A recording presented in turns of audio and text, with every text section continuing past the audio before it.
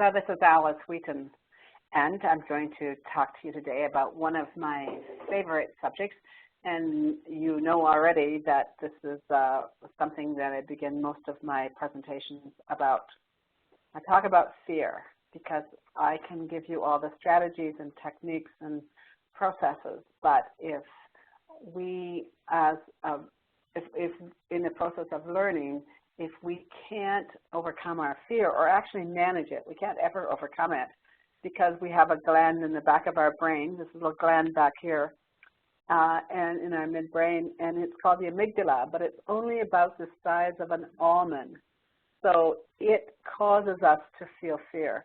It causes us to experience fear, doubt, and insecurity, and to feel intimidated and so on. And really, there is a wonderful, fabulous process for managing that, and I want to talk to you about that today.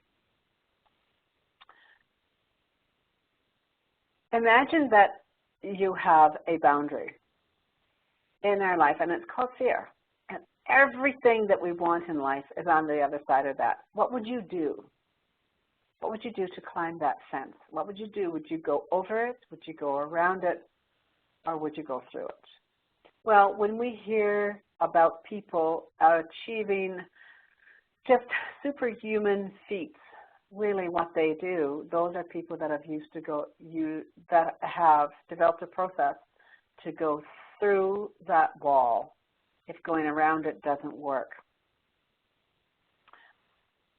I'll give you a couple of experiences of mine. I was a nurse, and I'd done my RN, and I wanted to do my Bachelor of Science in Nursing.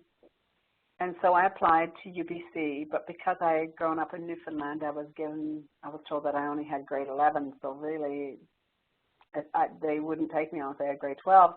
So I worked full-time, and I went to Langara College and took 3 third-year courses. I'd never taken university courses before. And then what happened is that on the final day before acceptance, on the 3rd of September that year, I was told that all the places were taken and I would only get an assignment if somebody didn't show up.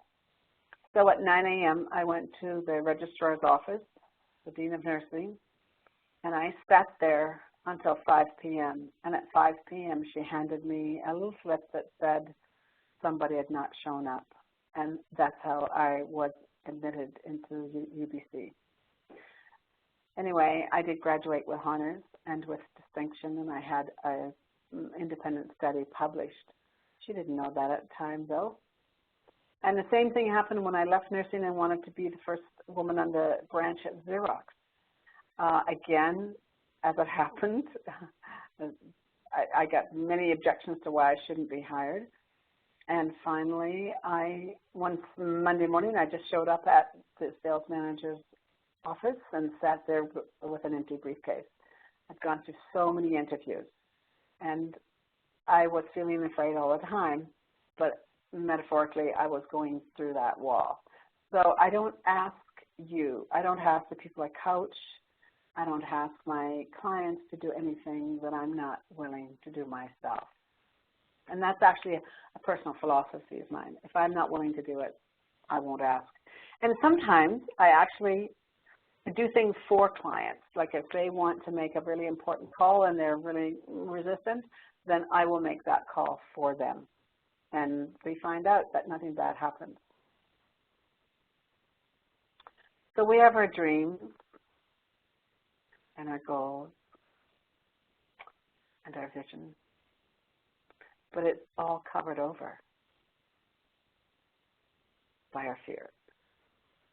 And so the more powerful people are those who are willing to have a great vision and see behind that wall and do what it takes to dismantle it.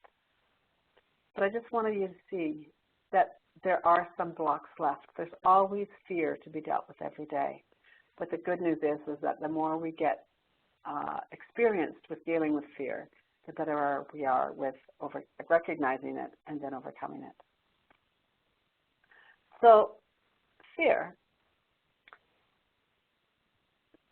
is really the genesis of passion. Most people don't know this, but passion means the willingness to die and suffer for your cause.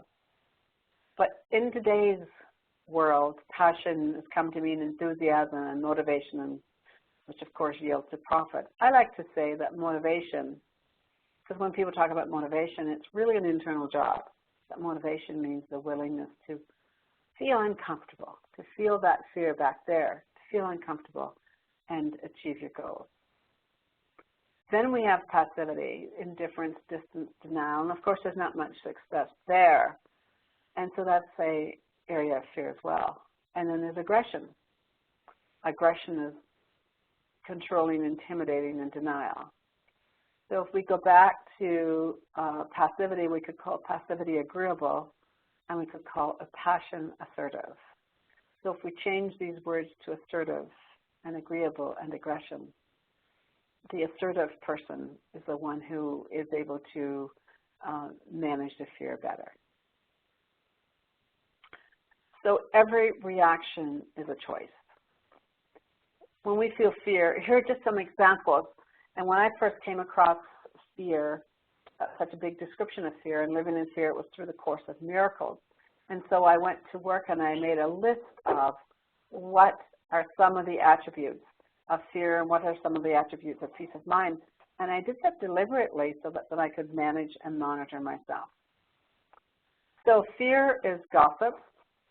If we're closed-minded, we're coming from fear. If we're bossy, we're coming from fear. Lie, cheat, steal, defend and justify, critical, resentful, etc.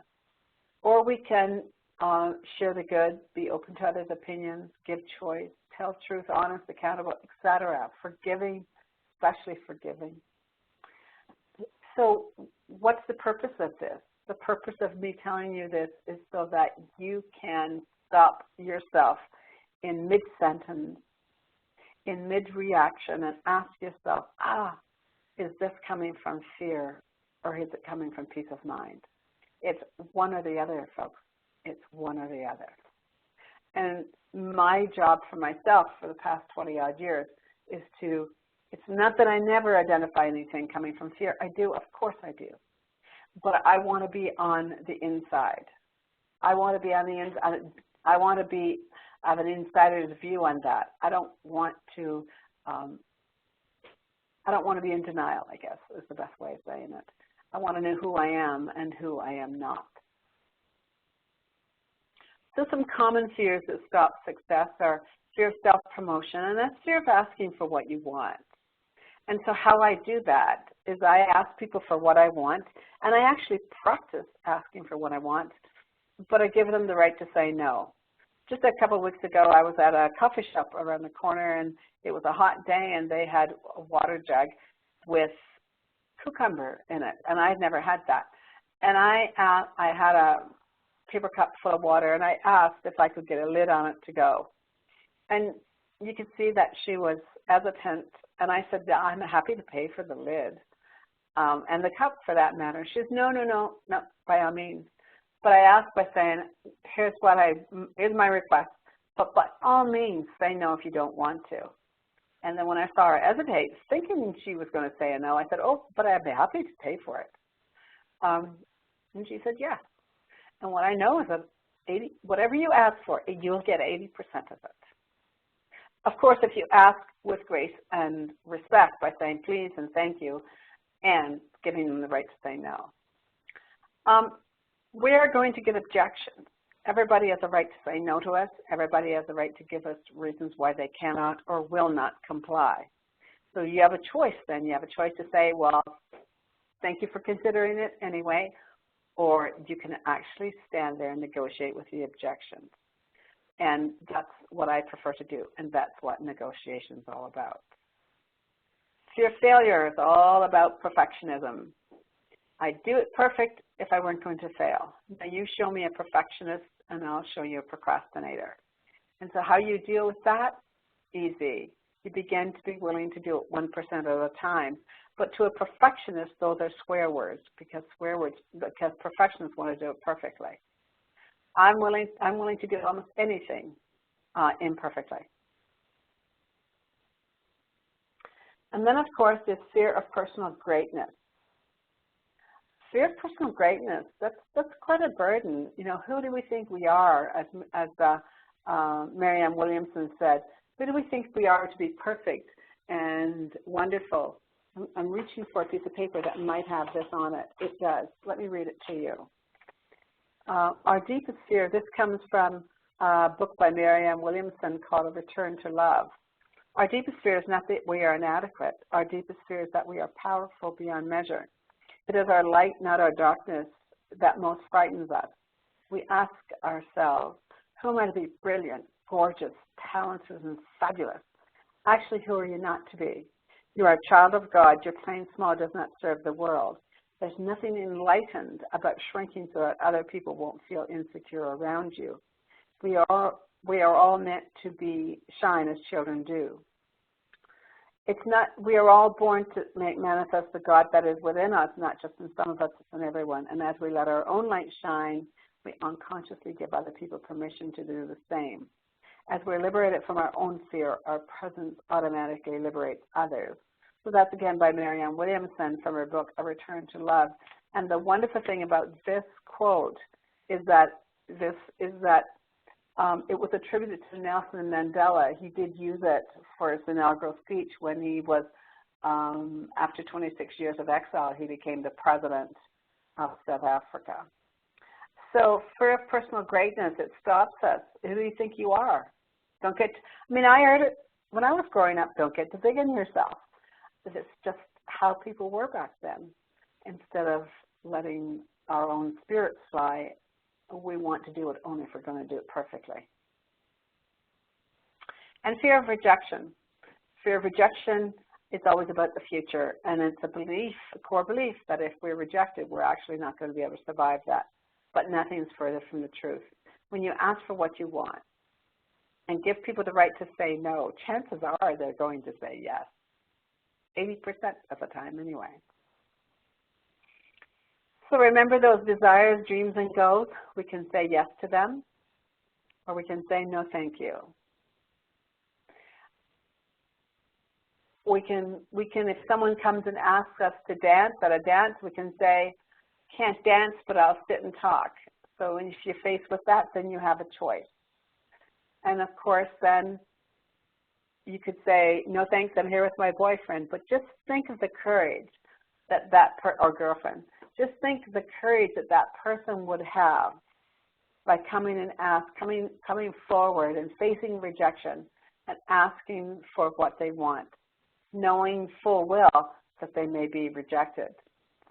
And so, as I like to say, give yourself several choices before you don't take a chance. And in this example, let's look at if someone was asking someone else to dance. Give themselves some choices. This person may say yes. They may say no. They say, I can't dance, but I'll sit and talk. I'll say, no, thanks. I'm here with my boyfriend or girlfriend. So there are tons of choices. And there's even one that says, no, thanks, but my friend might dance with you, and then you have a referral. All is well. So how do you change fear to courage? Well, we've changed fear to courage by failing and fumbling our way forward. What happens is that some people leave the comfort zone and they make a mistake and they circle back. Nobody ever takes a chance and does it perfectly every single time. Here's how it happens. We take a chance and we fail, and when we hit bottom, we learn a lesson and we take another chance and we have some success, and that's how we succeed. No one ever succeeds by this one. No one ever succeeds going straight as an arrow. We all are a crooked arrow in the long run. So how does a person with courage appear? Well, people with courage appear to be brave and smart and interesting and fun. But guess what? They take chances. They're scared half the time just like you and I are. But what they know for sure is that they've decided that if they can't jump brave, they're going to jump scared. Because it's the jumping forward that counts. Whether or not you're brave or whether or not you're scared, you still have that momentum and you still will have gained that ground. So when you free your fear, this doesn't mean that you're going to obliterate it. No, no, no. We're always going to have fear, as I said, because of that gland back of our brain. But when we free our fear, when we allow it to be, when we free it up inside ourselves, we indeed will find our passion. And when we find our passion, miracles happen. Thank you for being with me today. I look forward to seeing you again. Bye for now.